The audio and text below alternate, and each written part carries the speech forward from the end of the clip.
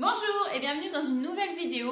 Aujourd'hui nous arrivons à la fin de notre série sur le zéro déchet dans notre salle de bain avec cette 5e et dernière vidéo. Donc on va commencer avec les shampoings solides.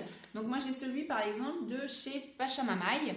Donc alors il en existe de toutes les formes, de toutes les couleurs, de toutes les marques. Et pour tout type de cheveux, donc celui-ci est pour cheveux gras. Après, c'est à vous de choisir donc selon votre type de cheveux ce qui vous convient le mieux et forcément d'en essayer plusieurs parce qu'on n'arrive jamais en général à trouver le bon du premier coup. Alors, on continue avec les savons pour se laver le corps. Donc, vous pouvez utiliser les savons Marseille, les savons d'Alep ou tout autre savon qui est bon pour votre peau. Essayez d'utiliser un savon qui n'est pas sur-emballé. Moi par exemple pour mon shampoing je l'ai acheté avec un emballage recyclable, donc du carton, et vous pouvez même les trouver dans les magasins bio juste sans emballage. Donc là c'est le top du top forcément. Et bien sûr en fin de vidéo, comme d'habitude, je vous donne donc les endroits où vous pouvez acheter vos shampoings solides et vos savons solides. Alors, pour conserver donc vos savons, vous pouvez les conserver soit dans une boîte, voilà, comme celle-ci, ou sur des loofahs que vous pouvez mettre, vous le posez juste dessus.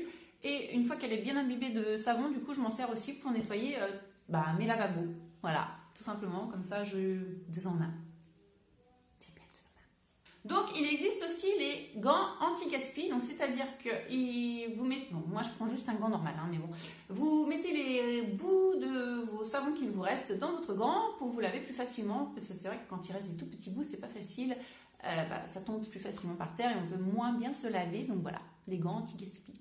Alors, pour ceux qui ne veulent pas utiliser donc les shampoings ou les savons solides pour telle ou telle raison, chacun son truc, vous pouvez peut-être utiliser donc les savons ou le shampoing liquide, mais en achetant en grande quantité. Donc du coup, ça réduit aussi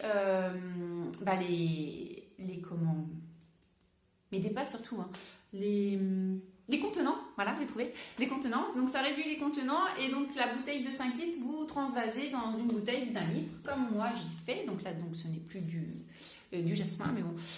Donc du coup, ma bouteille de 5 litres, je la transvase dans celle-ci et puis ça nous fait extrêmement longtemps et ça évite donc du coup les déchets. Et dernière solution, si vous ne voulez pas acheter en grande quantité, vous pouvez aussi aller dans votre magasin bio. Je dis bio, ça fait autre chose, et remplir donc du coup votre contenant donc du savon ou du shampoing que vous souhaitez. Alors, vous pouvez finir votre douche par une douche froide. Alors, pas trop froide non plus, surtout si vous commencez, vous y allez petit à petit. Je ne voudrais pas être responsable d'une crise cardiaque. Parce que l'eau froide permet de refermer les pores de votre peau et de la rendre plus souple et de fermer les écailles de vos cheveux et donc de les rendre plus brillants. Alors, une fois votre douche terminée, donc vous pouvez mettre votre déodorant. Donc moi j'ai choisi celui qui est solide. Donc là il suffit de prendre soit avec votre doigt et de le mettre sous les aisselles, soit avec une petite spatule en bois. Vous pouvez aussi prendre d'autres déodorants qui sont soit en poudre ou donc à stick.